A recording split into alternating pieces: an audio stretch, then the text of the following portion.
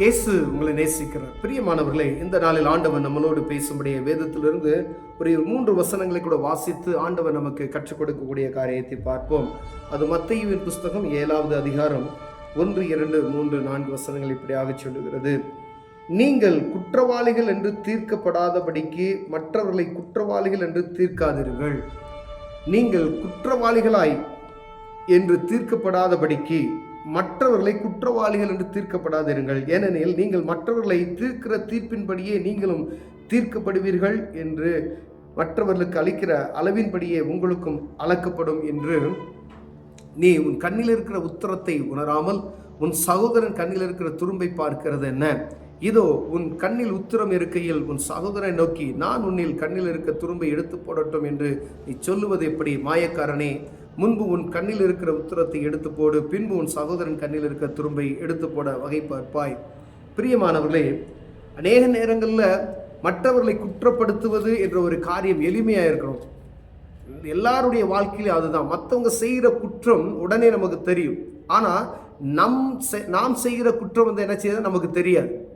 எல்லா இடத்துலையுமே, அது ஒரு ஸ்தாபனமாக இருந்தாலும் சரி, எங்கேயா இருந்தாலும் சரி, நம்ம செய்கிற குற்றம் நம்மளே அறியாமே நம்ம மறந்துடுவோம். ஆனால் மற்றவங்க ஒரு காரியம் செய்தால் அது உடனே என்ன செய்யும்? வெளிச்சமாய் நமக்கு தெரியும். அவங்க இப்படி செஞ்சுட்டாங்களே அப்படின்னு சொல்லி அநேக நேரங்களில் நம்ம குற்றப்படுத்துகிறது உண்டு. அநேக நேரங்களில் நம்முடைய குற்றங்களை நம்ம ஆராய்ந்து பார்க்கிறது கிடையாது. இங்கேதான் வேதம் சொல்லுகிறது, நீங்கள் குற்றவாளிகள் என்று தீர்க்கப்படாதபடிக்கு மற்றவர்களை குற்றவாளிகள் என்று தீர்க்காதீர்கள். அப்ப நான் குற்றவாளி என்று சொல்லுவதற்கு அப்படி ஆகாதபடிக்கு மற்றவங்களை என்ன செய்யுமா? குற்றவாளியாய் தீர்க்காதீர்கள் நினைச்சோம். மற்றவங்களை நீ குற்றம் சுமத்துவதை நிறுத்து, நான் சரியா இருக்கிறானான்னு பாரு அப்படின்னு சொல்றாரு. அப்ப மற்றவங்களை குற்றம் சொல்வதற்கு முன்பதாய் நான் சரியா இருக்கிறேனா என்று பார்த்து கொள்ளும்படி ஆண்டவர் என்ன செய்கிறார்? விரும்புகிறார். எல்லா இடத்துலையுமே மற்றவர்களை குற்றப்படுத்துவது, குறை பேசுகிறது மனிதனுடைய இயல்பான வாழ்க்கையை போல அது காணப்பட்டு விட்டது. பிரியமானவர்களே, ஆனால் ஆண்டவர் விரும்புகிற ஒரு காரியம், மற்றவங்களை நீ குற்றம் செலுத்துற அப்படின்னு சொன்னா உன்னையே நீ குற்றப்படுத்தி கொண்டு இருக்கிற அப்படின்னு சொல்லி, நீ என்ன அளவின்படி அளக்கிறையோ அதே படிதான் உனக்கு என்ன செய்யும்? அளக்கப்படும்.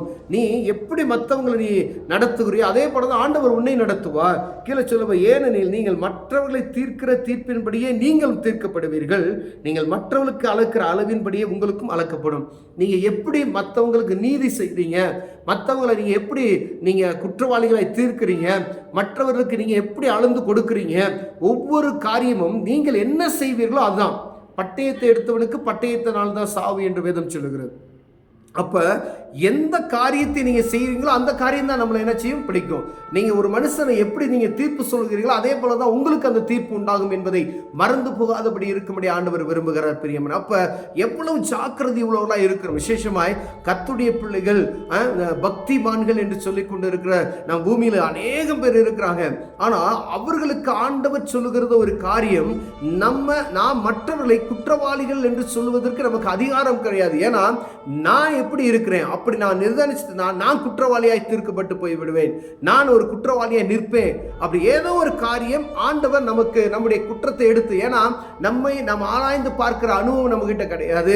அப்ப நான் பாவம் செய்யவில்லை என்று நான் சொல்ல முடியாது. ஏன்னா பாவம் செய்கிற மனிதன் பூமியில ஒருவன் இல்லை. அப்ப அதாவது பாவம் செய்யாதவன், நான் கடவுளை போல ஒரு பரிசுத்தமுள்ள மனிதன் பூமியில இல்லை.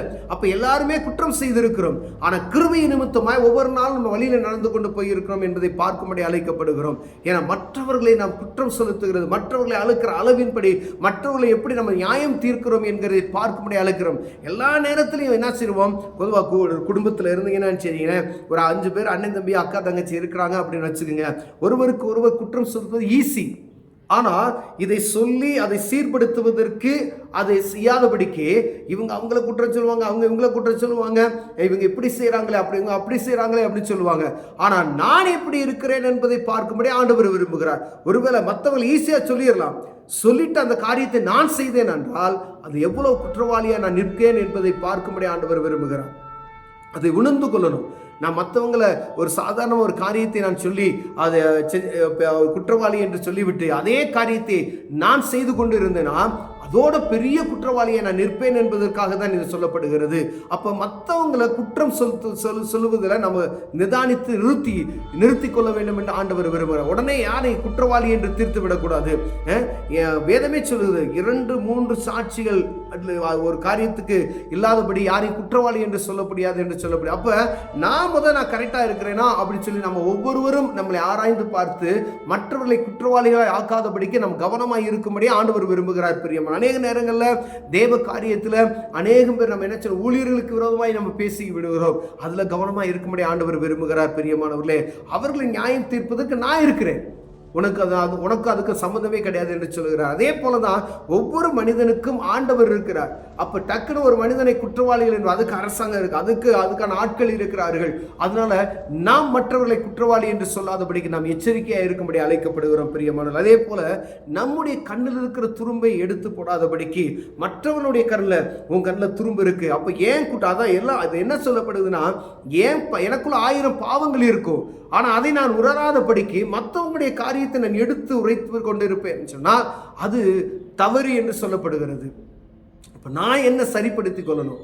நான் என்னை சரிப்படுத்தாதபடிக்கு மற்றவங்களுடைய காரியங்களை நான் சொல்லுகிறது அது அவலட்சணமான காரியமாக இருக்கும் என்று சொல்லப்படுகிறது. பிரியமானவரே, மாயக்காரனே என்று அப்படி சொல்கிற ஆண்டவர். அநேகர் நம்ம என்ன செஞ்சிருவோம், அந்த குறை இப்ப நான் ஒரு காரியத்தை கடைபிடிக்கிறேன் அப்படின்னு சொன்னா என்கிட்ட கடைபிடித்த காரியம் இருக்கிற மற்றவங்கள்ட்ட சொல்லணும். நான் பொய் பேச மாட்டேன்னா நீ பொய் பேசாதிருங்க அப்படி சொல்ல முடியும். அப்ப நான் பேசுறதெல்லாம் பொய்யா பேசிட்டு மற்றவங்களை நீங்க பொய் பேசாதீங்க அப்படின்னு சொன்னா என்ன சொல்லுவாங்க, அவங்க நம்மளை நியாயம் விசாரிக்கிற மாதிரி அப்படி ஒரு சூழ்நிலை உண்டாக்கி விடுவார் ஆண்டவர். அதனால மாயக்காரரை போல இல்லாதபடிக்கு அதை தான் சொல்றார், ஒழுங்கா உத்தமமான குணமுள்ளவர்களா இருங்க, உண்மையா இருங்க. உங்ககிட்ட இருக்கக்கூடிய தவறுகளை நீங்க என்ன செய்ய அதை பாருங்க. மற்றவங்ககிட்ட இருக்கிற தவறை நீங்கள் பார்ப்பதற்கு முன்பதாக உங்ககிட்ட இருக்கிற தவறை நீங்க என்ன செய்ய முதல்ல திருத்திக் கொள்ளுங்க. பின்பதாக அவன் சகோதரன் இருக்கிற தவறை நீ என்ன செய்ய எடுத்து போடுறதுக்கு வகை பார்ப்பாய் என்று சொல்லு. அப்ப ஒவ்வொரு தனிப்பட்ட மனிதனும் முதலில் சரிப்படுத்திக் கொள்வதற்கு ஆண்டவர் விரும்புகிறார். அது யாரா இருந்தாலும் சரி, நம்ம கிட்ட இருக்க குற்றங்களை தேவ சமூகத்துக்கு தெரியப்படுத்தி அதை சீர்படுத்தி கொள்ள வேண்டும்.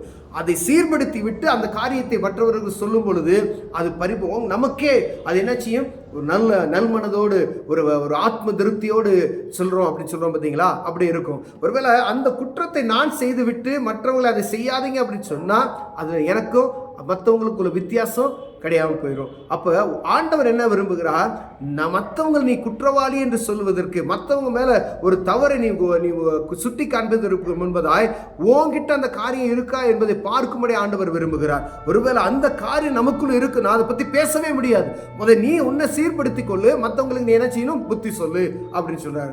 அப்ப நான் மற்றவர்களை குற்றவாளி என்று டக்குன்னு யாரையும் எடுத்து குற்றவாளி இவங்க இப்படி செஞ்சுட்டாங்க அப்படி நியாயம் தீர்க்காதபடிக்கு ஆண்டவர் எச்சரிக்கையா இருக்கும்படி ஆண்டவர் விரும்புகிறார். பிரியமானவர்களே, ஏன்னா நியாயாதிபதி ஒருத்தர் இருக்கிறார், அவரே நீதி உள்ள நியாயாதிபதி. ஒரு பூமியில் இருக்கக்கூடிய நம்ம மற்றவங்களை குற்றவாளிகள் என்று சொல்லாதபடிக்கு கவனமாக இருக்கும்படி ஆண்டவர் விரும்புகிறார். கண்களை மூடுவோம், ஜெபம் செய்வோம். அன்பின் தகப்பனே, ஆண்டவரே, மற்றவர்களை குற்றம் சுமத்துவதற்கு முன்பதாய் நாங்கள் சரியா இருக்கிறோமா, நாங்கள் குற்றவாளிகளாய் தீர்க்கப்படாதபடிக்கு எங்களை காத்துக்கொள்ளும். இயேசுவின் நாமத்தில் பிதாவே, ஆமென்.